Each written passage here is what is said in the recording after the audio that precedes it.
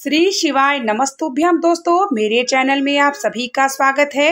आज वीडियो में जानकारी शेयर करने वाली हूं कि हम सभी को पता होता है कि भगवान शंकर को केतकी का पुष्प भूल के भी नहीं चढ़ाना चाहिए। क्यों भगवान शंकर को अगर कोई भी व्यक्ति केतकी का पुष्प चढ़ा देता है तो क्यों इतना क्रोधित होते हैं और उसे किस प्रकार का दोष लगता है, संपूर्ण जानकारी हम आपको इस वीडियो में देने वाले हैं। वीडियो के अंत तक बने रहेंगे तो जानकारी जरूर प्राप्त होगी और आपके जीवन में अगर जानकारी प्राप्त होती है तो आपका जीवन सार्थक होता है और आपका पूजा भी जरूर सफल होता है। देखिए, भगवान शिव को सभी चीजें प्रिय होती हैं, लेकिन कुछ ऐसी चीजें होती हैं, वस्तुएं होती हैं जो कि भगवान शिव को बिल्कुल पसंद नहीं होती। और अगर हम उनको प्रसन्नता के लिए अगर वह समर्पित कर देते हैं भूल के भी, अगर आपको जानकारी नहीं है तो भी आपको कई गुना जो है दोष लग जाता है। इसलिए बातों की जानकारी जरूर रखना आवश्यक होता है। भगवान शिव की अगर आप पूजन करते हैं, आराधना करते हैं तो उनकी पसंद और नापसंद क्या है इसकी जानकारी भी सभी को रखना चाहिए। केतकी का पुष्प उनमें से कहा जाता है कि केतकी का पुष्प भगवान शिव को बिल्कुल समर्पित नहीं किया जाता। सारे देवी देवताओं को केतकी का पुष्प समर्पित किया जाता है, वहीं भगवान शिव को केतकी का पुष्प नहीं समर्पित किया जाता है। अगर कोई व्यक्ति भूल के भी केतकी के पुष्प को चढ़ा देता है तो उसे 1000 गौ हत्या के दोष लग जाता है। तो इसलिए केतकी का पुष्प भूल के भी ना समर्पित करें। और क्यों भगवान शंकर क्रोधित हुए केतकी के पुष्प पे, तो आइए हम उसकी कहानी भी सुनते हैं।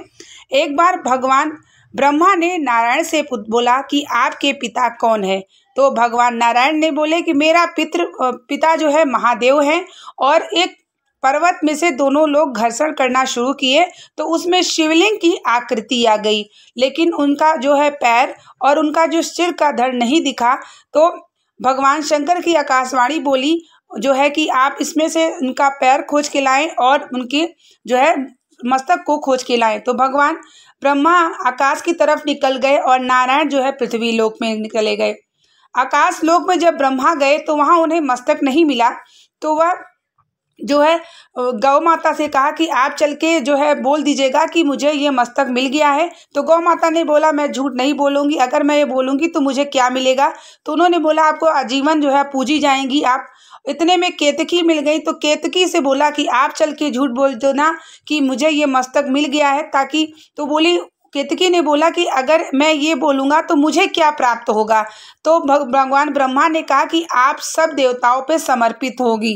इतने में केतकी जाके जब भगवान शंकर ने आकाशवाणी की क्या आपको मस्तक मिला और नारायण से पूछा क्या आपको पैर मिले, तो नारायण ने सत्य बोल दिया कि मुझे महादेव पैर नहीं मिले। तो भगवान शिव प्रसन्न होके उन्हें सत्यनारायण की उपाधि दी और कहा कि जिसके घर में भी सत्यनारायण की पूजा की जाएगी उसके घर में सुख समृद्धि होगी और आपका एक नाम सत्यनारायण होगी। जिस प्रकार से सत्यनारायण कथा सुनते हैं। जब ब्रह्मा जी से पूछा गया तो ब्रह्मा जी ने बोला कि हाँ प्रभु मुझे मस्तक मिल गया। तो ब्रह्मा जी ने जब भगवान शिव की आकाशवाणी हुई कि हे ब्रह्मा आप झूठ बोल रहे हैं, तो इतने में भगवान शिव से उन्होंने कहा कि आपको भरोसा नहीं होता तो आप गौ माता से पूछ लीजिए, केतकी के पुष्प से पूछ लीजिए। तो इतने में केतकी ने झूठ बोला तो भगवान शिव क्रोधित हुए और बोले कि तू मेरे पे समर्पित नहीं होगी। अगर तू तुझे कोई भूल के भी समर्पित कर देगा तो 1000 गौ हत्या का फल मिलेगा। और गौ माता से बोला कि आप पूजनीय जाओगी लेकिन आपको जूठन रोटी प्राप्त होगी।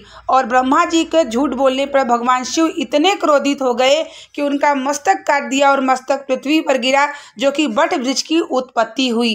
तभी से केतकी के पुष्प को बिल्कुल भगवान शिव पर समर्पित नहीं किया जाता। अगर भूल के भी कोई भगवान शिव पर केतकी का पुष्प समर्पित कर देता है जाने अनजाने भी, तो 1000 गौ हत्या का आपको दोष लग जाता है। इसीलिए कहा जाता है कभी झूठ असत्य नहीं बोलना चाहिए। जो भी भगवान शिव का भक्त होता है उसे सत्य बोलना चाहिए। सत्य बोलने पर भगवान शिव अति प्रसन्न होते हैं। झूठ बोलने पर जिस प्रकार केतकी, गौ माता और ब्रह्मा जी के मस्तक को कटा। उसी प्रकार इस कहानी से हमें, इस कथा से हमें यह मिलता है कि हमें कभी भी झूठ जो है नहीं बोलना चाहिए। अगर आप भगवान शिव की आराधना करते हैं, जिस प्रकार केतकी सब भगवान पर समर्पित किए जाती हैं, लेकिन भगवान शिव पर नहीं समर्पित किया जाता। तो जब भी आप भगवान शिव की पूजा करें तो बिल्कुल भी केतकी के पुष्प को ना समर्पित करें और इस वीडियो को शेयर करें, ताकि सभी को जानकारी यह प्राप्त हो। जानकारी प्राप्त होने से आपका जीवन सार्थक होता है और आपका पूजन भी पूर्ण रूप से सार्थक होता है। मेरे चैनल पे नए जुड़े हैं तो प्लीज़ चैनल को सब्सक्राइब कर लीजिए। हम आपके लिए महत्वपूर्ण जानकारी, पूजा पाठ की जानकारी शेयर करते रहते हैं, ताकि अपने जीवन के साथ साथ आपका जीवन भी सार्थक हो, जानकारी भरी हो। पूजा पाठ के नियम को जानना ज़रूरी होता है, ताकि आपका पूजा, व्रत, फल, दैनिक दिनचर्या आपका सफल हो और आपके इष्ट देवता की कृपा प्राप्त हो। उम्मीद करेंगे कि ये वीडियो आपके लिए जानकारी भरी हो। हम आपके लिए इसी प्रकार की वीडियो शेयर करते रहे। मिलते हैं नेक्स्ट वीडियो के साथ। तब तक के लिए आप लोगों को श्री शिवाय नमस्तुभ्यम। हर हर महादेव।